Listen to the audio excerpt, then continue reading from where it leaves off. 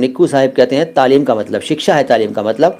और दफतन का मतलब यू वॉइस अचानक होता है, जी हाँ अचानक, यकायक। बैतल खला का क्या मतलब है? लैंगफन विद मी साहब, बैतल खला का मतलब है वॉशरूम यानी टॉयलेट। बैतल खला या बैतुल खला दोनों ही वर्ड बोले जाते हैं। हर्फ का मतलब अक्षर यानी लेटर, वर्ण, हर्फ। इसका बहुवचन है हुरूफ, हुरूफ। शरीफ और शराफत ये दोनों अरबी के शब्द हैं, खूब चलते हैं। शरीफ, इसको कई लोग शरीफ कहते हैं, शरीफ, लेकिन शरीफ सही उच्चारण है। आप चाहें तो उच्चारण पर ध्यान दे लें तो शुद्ध हो जाएगा।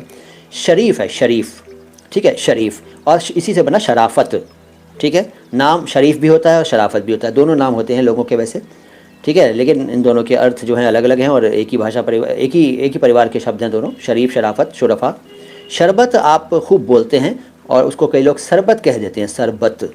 कोई बात नहीं, कुछ भी कह दीजिए, लेकिन आपको पता होना चाहिए कि इसका सही तरीका बोलने का है शरबत, शरबत, शरबत नहीं, शरबत। शरबत रूह अफ़ज़ा या शरबत, शरबत आज़म या कोई भी शरबत, शरबत शरबत होता है। चीनी घोलिए, कुछ नींबू वगैरह डालिए, बन गया शरबत।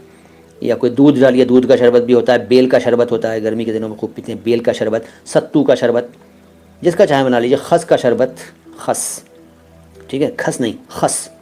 शुरू, स्टार्ट, प्रारंभ, आरंभ, ठीक है। शुरू नहीं, शुरू, शुरू, शुरू, ठीक है। तो ये शब्द अरबी का है, हिंदी में खूब चलता है। इसके बाद एक शब्द है शक।